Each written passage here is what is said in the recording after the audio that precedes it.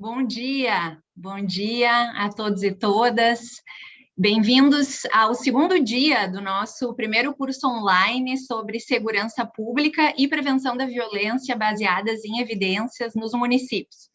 Mais uma vez, muito obrigada pela presença massiva de ontem, pela participação extremamente qualificada, tanto nas palestras da manhã, como na oficina à tarde, em que tivemos 400 pessoas simultaneamente conectadas na oficina à tarde, e ontem ultrapassamos a marca de 700 pessoas conectadas simultaneamente. E, como foi anunciado ontem, também ultrapassamos o número de 1.000 inscritos aqui no nosso curso, considerando já, então, um grande sucesso que nos alegra muito de poder estar levando esse conhecimento a todos os estados do Brasil, a diferentes corporações aí da segurança pública, policiais civis, policiais militares, guardas civis, como, né, foi muito bem apontado aqui, importante, né, marcar as guardas civis municipais que estão aqui presentes, e também todo o setor de proteção social, professores, equipes de saúde, assistência social, assim como membros do sistema de justiça, de universidades, alunos. É isso que a gente quer, transmitir esse conhecimento e ajudar vocês que estão aí desenhando, elaborando, implementando políticas públicas a qualificarem esse trabalho usando, traduzindo para vocês as evidências mais atuais sobre o que é segurança pública e prevenção à violência. E hoje me alegra muito conduzir vocês ao longo dessa manhã, em que nós vamos ter conversas muito importantes com profissionais que estão realmente atualizadíssimos e que são responsáveis por produzir a evidência que se segue no mundo inteiro, profissionais que estão entre os 2% dos acadêmicos mais citados na área de prevenção da violência, que serão algumas das pessoas que a gente vai ter hoje aqui, e outros profissionais que estão na ponta, que estão trabalhando com as equipes, gerenciando projetos, né, para a gente ter essas duas perspectivas e cruzar essas perspectivas, que é o que a gente quer.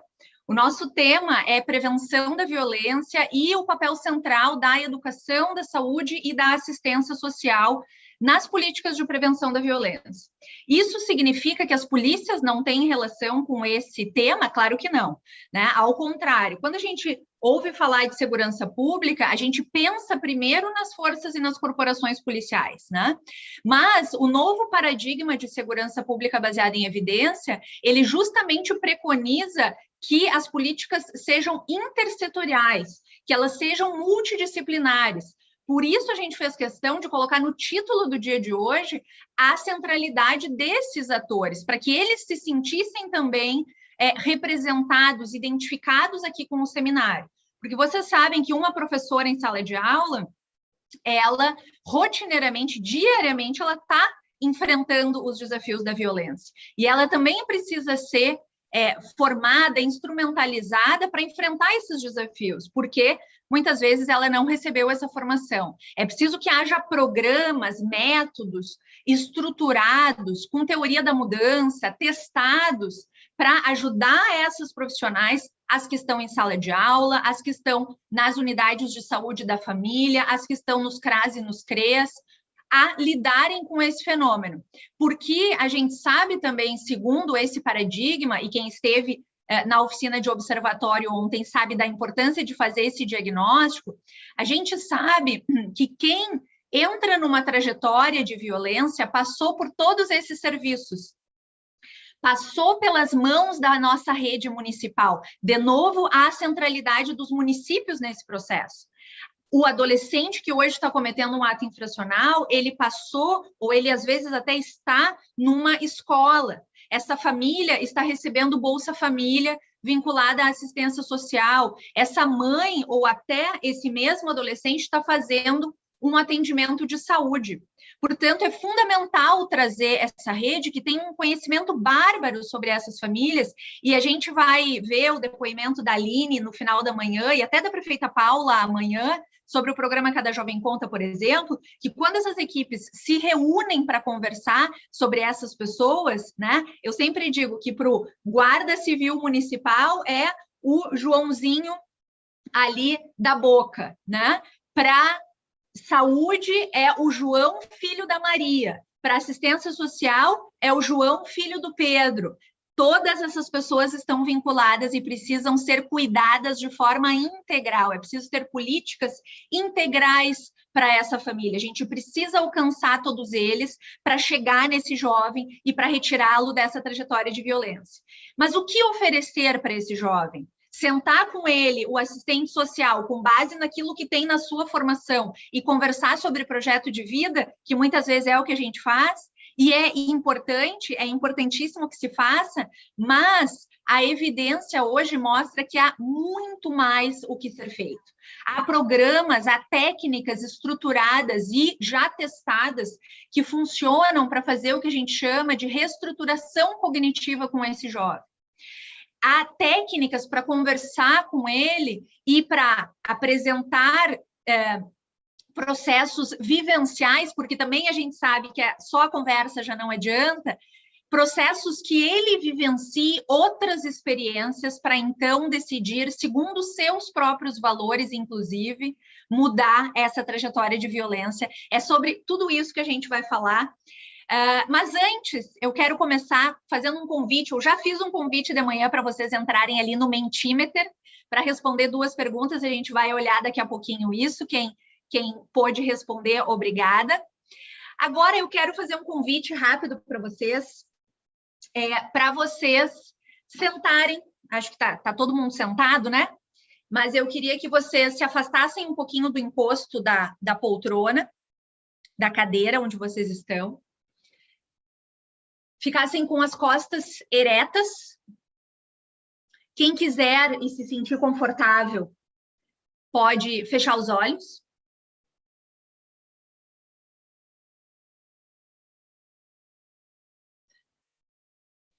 Podem, por favor, devagar, sentir o ar entrando pelo nariz,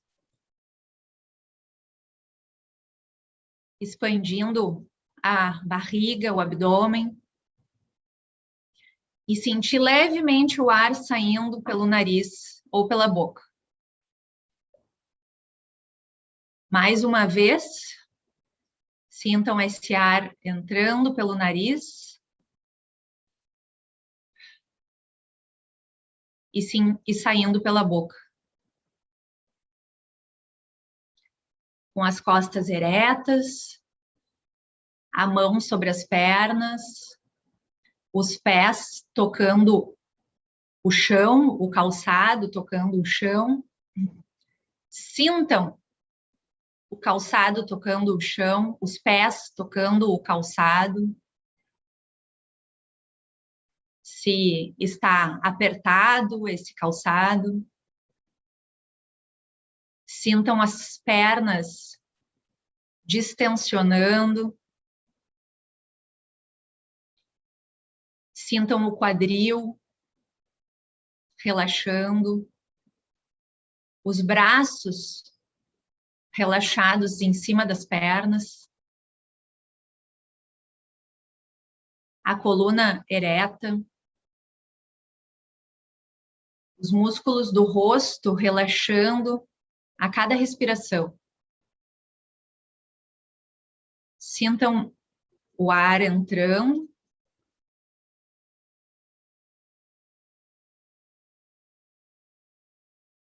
E o ar saindo.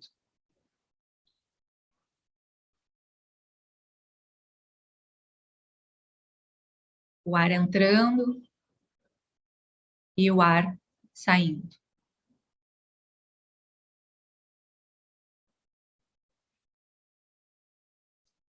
E agora respondam para vocês, silenciosamente, qual a minha intenção em estar aqui hoje?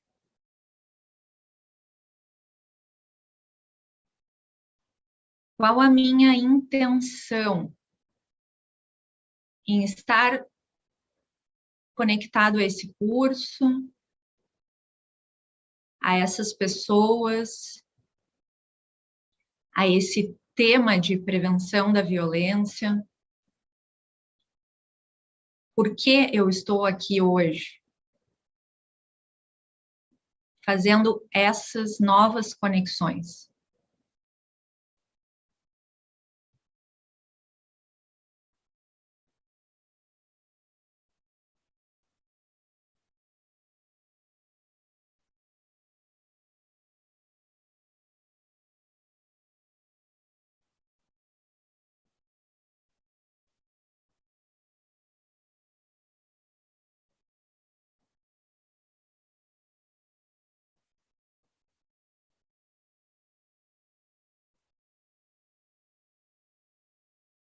Uma última respiração. Podem se mexer na cadeira. Devagarinho, abrir os olhos e se reconectarem por aqui, pela tela. Aproveitando esse momento de conexão, vou pedir a vocês que aproveitem para fechar outras abas aí do computador, se for possível.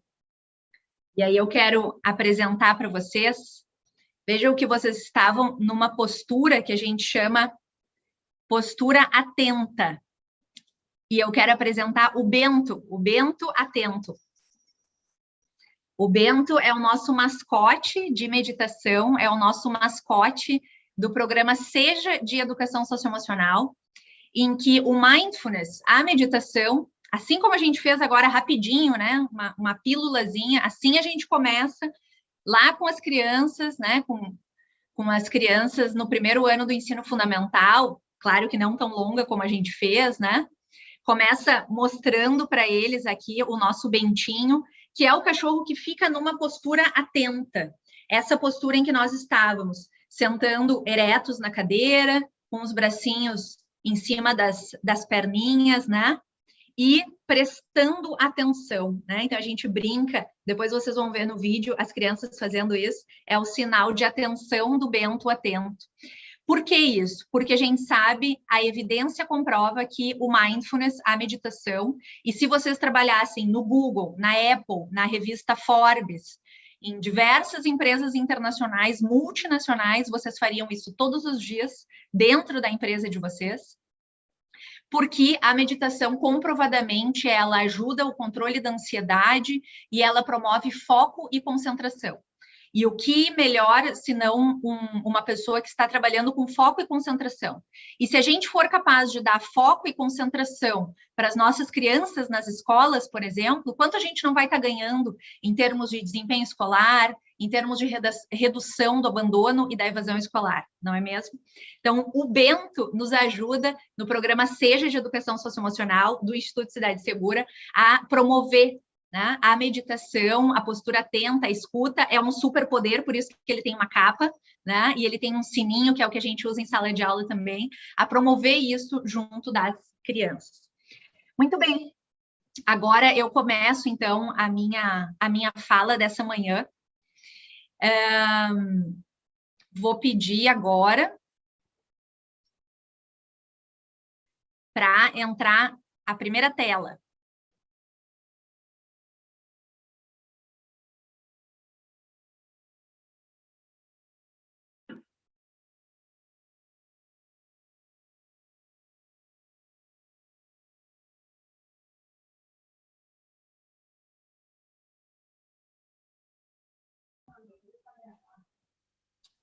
Então, gente...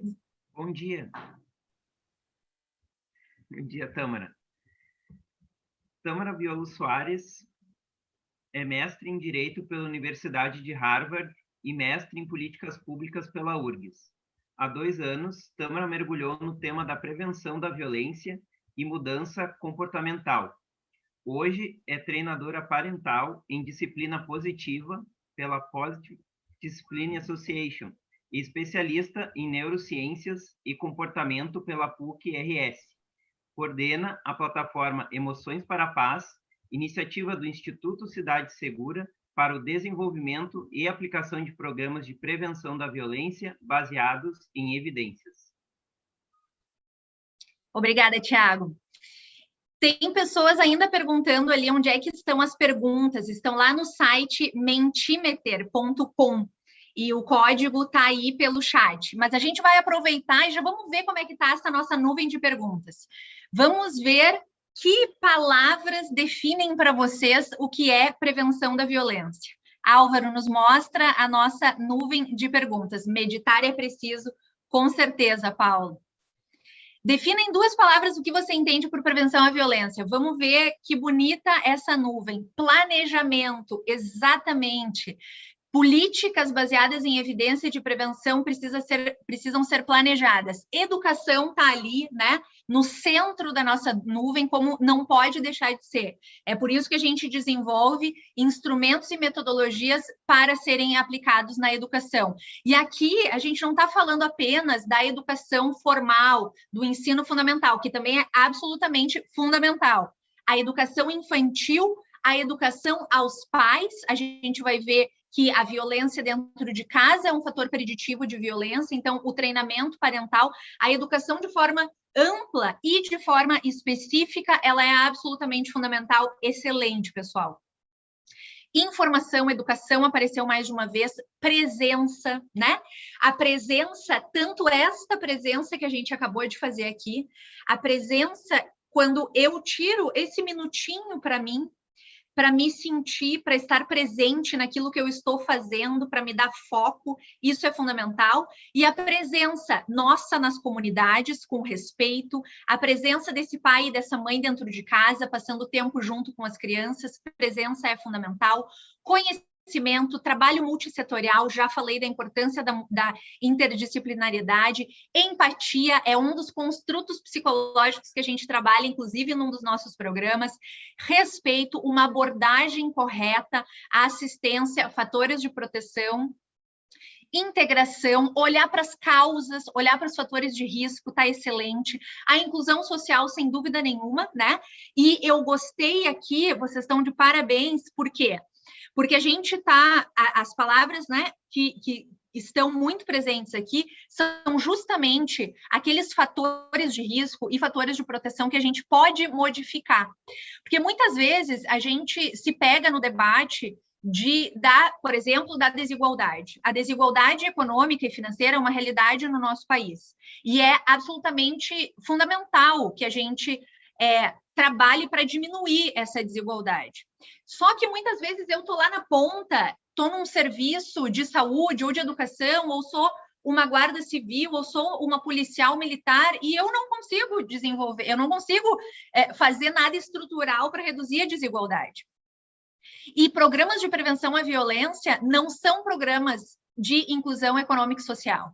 Programas de prevenção à violência têm que trabalhar os fatores de risco de desenvolvimento individuais, especificamente, né? A gente vai falar sobre isso logo mais. Os fatores estruturais e da sociedade são fundamentais e eles impactam muito. Mas mesmo quando a gente não consegue trabalhá-los, a gente consegue dar respostas para esse indivíduo por meio de políticas de prevenção baseadas em evidência. Parabéns para vocês por essa nuvem. E a seguinte pergunta, vamos ver se a gente tem a tela aí.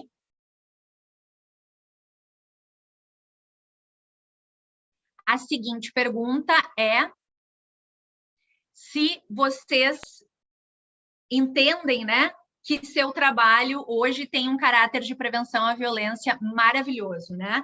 Uma maciça maioria aí respondendo que sim. E teve uma pessoa que respondeu que não, e está corretíssimo, inclusive, essa percepção, né? Por quê? Porque a partir da identificação de que hoje o meu trabalho é, por exemplo, só reativo. Pode ir abrindo o nosso PowerPoint, Álvaro. Hoje, identificando que eu estou fazendo um trabalho que é só reativo, é o primeiro passo para eu, então, começar a planejar e começar a mudar o paradigma no qual eu estou trabalhando para um paradigma proativo e para um paradigma efetivamente de prevenção da violência, tá? Então, muitíssimo obrigada pela participação de vocês nesse processo. O que é, então, prevenção da violência baseada em evidências? Pode descer. O choque entre crenças e evidência, né? Pode passar. A febre puerperal, essa é um só exemplo de muitas histórias, eu gosto muito dessa. Eu estou vendo aqui que eu já estou avançada no meu tempo, então eu vou acelerar um pouquinho essa história. A febre puerperal era uma doença que matava praticamente todas as mulheres que iam ter bebês quando os hospitais começaram a surgir, quando as mulheres deixaram de ter bebês em casa com as parteiras e foram para os hospitais. Diversos médicos tiveram alguns insights, algumas hipóteses sobre o que estava acontecendo. Um médico húngaro, Semmelweis, ele descobriu o que estava acontecendo. E era que os médicos, no hospital em que ele trabalhava, mexiam nos cadáveres, faziam dissecação de cadáveres, lavavam as mãos ali com uma aguinha e um sabãozinho e depois iam fazer o parto dos nenês. E acabavam infectando as mulheres com, né, micróbios e bactérias que eles desconheciam ainda, que tinham pego dos cadáveres, e essas mulheres e esses bebês acabavam morrendo. Esse médico descobriu isso testando o clima. Ele fez uma análise ao longo do ano para ver se modificava de acordo com a estação do ano, testando a rota que o padre fazia na clínica. Ele testou muitas hipóteses. Isso é fundamental. E, por último, ele entendeu, então, que precisava essa lavagem de mãos ser com cloro, com uma substância que lavasse melhor a mão dos médicos. Ele foi aceito quando ele propôs isso? O que vocês acham? Ele foi aceito? Não, ele não foi aceito. Aliás, ele morreu praticamente desconhecido e execrado da Sociedade de Medicina a qual ele pertencia. Por quê? Porque ele estava dizendo que o que os médicos faziam naquele momento era errado. E a gente não gosta de ouvir que o que a gente está fazendo pode ser errado, pode estar dando efeito negativo ou pode não estar dando efeito nenhum e que tem uma estratégia melhor. A gente resiste. Então, esse é um aprendizado, pode passar, dessa história, né? As melhores intenções, elas não garantem estratégias eficientes. A gente precisa testar para saber se as coisas dão certo. A gente precisa conhecer os fatores de risco, o que está levando as pessoas àquele desfecho que eu quero evitar. E a gente não pode ter medo da inovação, né? A gente precisa estar aberto a fazer coisas diferentes. O que não funciona em prevenção à violência? Produzir medo, assustar a gurizada e dizer, olha só, lá no Presídio Central a coisa tá bem ruim, hein? Como aqui em Porto Alegre, tá bem ruim lá no Presídio Central. É melhor vocês não irem para lá. Não funciona. Postura autoritária, hierárquica, não funciona. Práticas que não são vivenciais, não funciona. Ficar sentado escutando o sermão, um pouco assim, né? Eu estou usando de estratégias aqui para que vocês vivenciem um pouco mais a minha palestra, porque é disso que vocês vão lembrar. Quando a gente termina de escutar uma coisa, a gente lembra em torno de 15% a 20% daquilo que a gente escutou. A gente precisa vivenciar, experienciar para realmente aprender. E o foco nos problemas. Tu é um problemático, né? Tu rodou várias vezes, tu não está indo bem na escola, também não adianta, pode passar. O que funciona para a prevenção da violência baseada em evidências? Funciona ter foco, funciona agir para aquele problema específico que eu estou trabalhando. Então, se a evidência está me dizendo que o fator de risco na adolescência, por exemplo, para ingresso numa trajetória de criminalidade de violência é impulsividade, eu preciso trabalhar impulsividade. Né? Eu preciso ter foco, eu preciso entender quem são as pessoas da minha cidade, quais são os territórios em que os índices estão maiores e focar naquelas pessoas, naqueles comportamentos e naqueles territórios. Funciona prevenir fatores de risco, mas fomentando os fatores de prevenção. Eu preciso ser positivo nessa transformação do outro, porque ninguém muda pelo lado negativo, as pessoas mudam sendo estimuladas a mudar positivamente. Funciona ter metodologias estruturadas, funciona ter manuais para a gente aplicar os programas.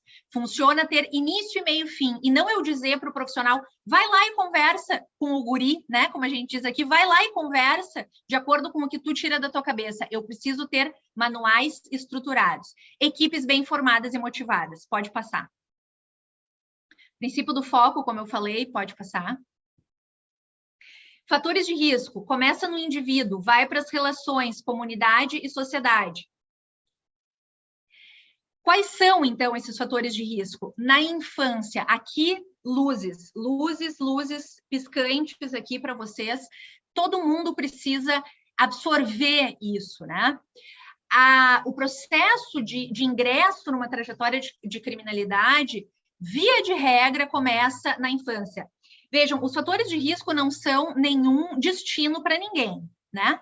Eles aumentam a possibilidade disso acontecer. Então, nem toda criança que nasce de uma mãe que tinha 15 anos na época da gestação, que fumava e consumia álcool durante a gestação, ou que sofreu abusos e maus tratos na infância, vai ter uma trajetória de violência. Milhões de crianças no mundo, infelizmente, sofrem maus tratos e abusos, né? E apenas uma porcentagem delas é que vai ter uma trajetória de violência. Então, nem todas as crianças que sofrem isso vão se tornar violentas ou ter uma trajetória de criminalidade, mas aqueles que desenvolvem uma trajetória de criminalidade, arrisco dizer, e a evidência mostra isso, praticamente a totalidade teve esse histórico na infância. Percebem? Então, é preciso tratar a violência na infância. É preciso modificar o perfil parental autoritário. É preciso modificar a negligência parental. É preciso modificar a forma de obter colaboração, é preciso eliminar a disciplina positiva e é preciso ajudar as crianças a terem um bom desempenho e a permanecerem na escola. Pode passar. E os fatores de risco na adolescência? De novo, o baixo desempenho e a evasão escolar. A escola no Brasil, já provou aí Daniel Cerqueira e outros, é um escudo contra a violência. Quando a gente consegue que um menino, uma menina complete o ensino fundamental, a gente já está diminuindo grandemente a possibilidade de ele entrar na criminalidade. Álcool e drogas. Fácil acesso a álcool e drogas é um caminho também para a criminalidade. Pares antissociais. Na infância, os pais são os grandes influenciadores, né? Os pais ou responsáveis, as pessoas com quem a criança convive, influenciam a trajetória dessa criança. Na adolescência, são os pares, são os amigos. Então, se eu consigo fazer com que esse jovem socialize com outras pessoas, eu estou dando um passo para retirá-lo dessa trajetória. Comportamento violento e impulsivo. Qual é o maior preditor de violência amanhã? Violência hoje. Então, seja onde for, em casa, essa criança está sofrendo violência, eu tô agendando a violência de amanhã. Hoje, eu estou com um comportamento violento, impulsivo, na escola, as professoras estão identificando isso, precisa agir, porque o meu comportamento, a minha violência de hoje está agendando a violência de amanhã. Bairros violentos, desigualdade e discriminação, sem dúvida nenhuma, né? Os adolescentes sofrem muita influência das suas comunidades, é preciso, então, ter estratégias também comunitárias. Pode passar. Aqui só um trecho da evidência do Joseph Murray, ele vai falar hoje aqui, né, conosco.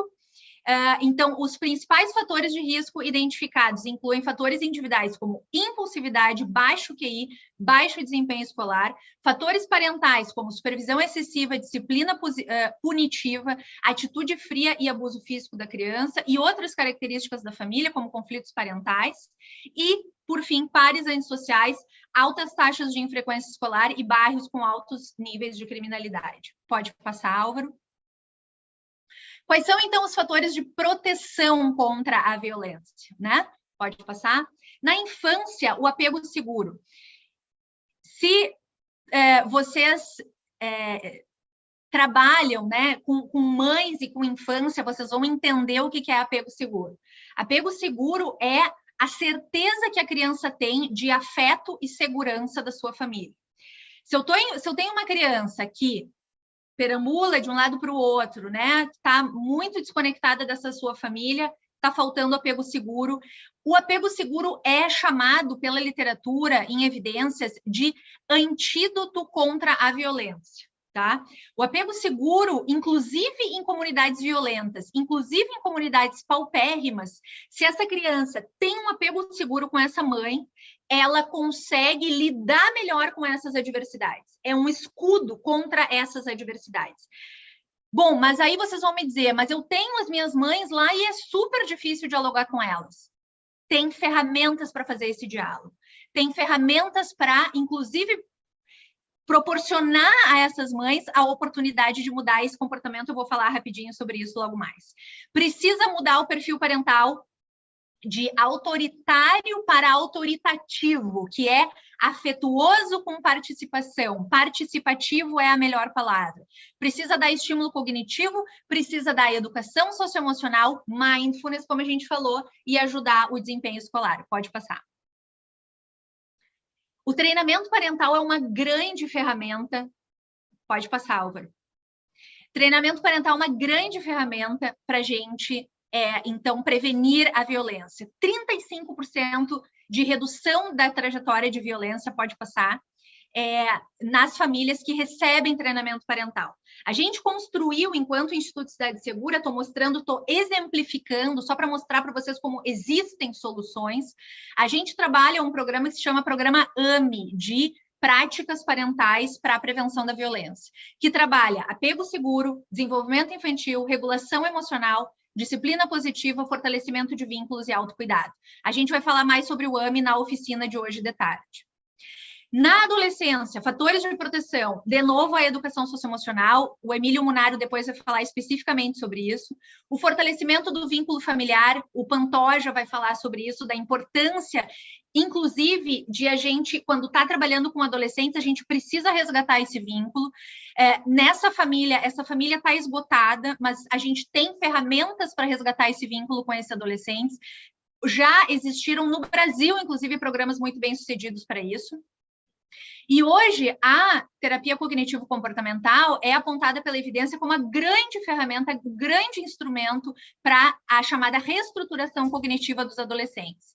E, por fim, mindfulness, bom desempenho e mentoria, como eu já falei. Pode passar. Pode passar. O Perry Preschool, né, um programa que fez história e que mostrou que os efeitos da educação emocional, socioemocional, não duram apenas uma geração, mas duas.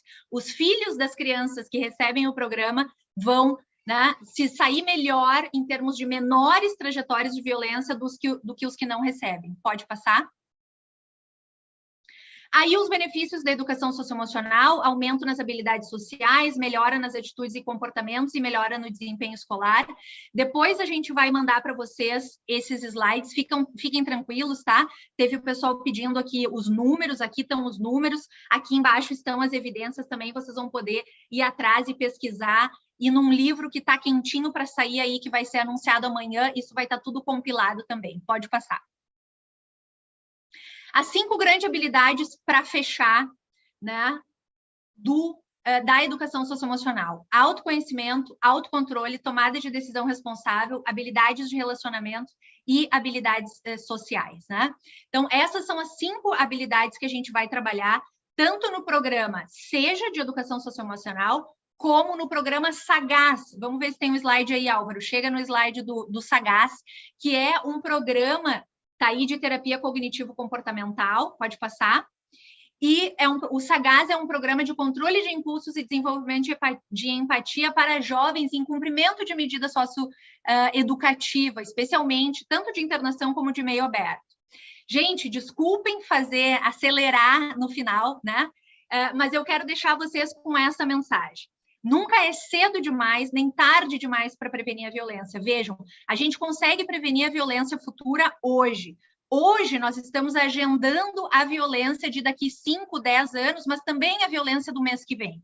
A gente é um mito isso, de que programas de prevenção à violência vão ter efeitos só daqui 5 anos, só daqui 10 anos.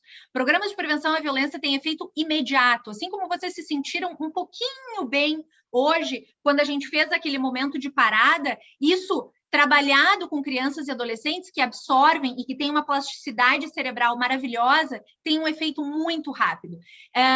Se permitam inovar, inclusive dentro das corporações policiais, dentro das escolas. Vamos procurar esses programas estruturados e que existem. Mostrei exemplos aqui para vocês e convido a que estejam hoje de tarde, quando a gente vai falar com mais detalhe, com mais calma, com mais tranquilidade sobre os nossos programas.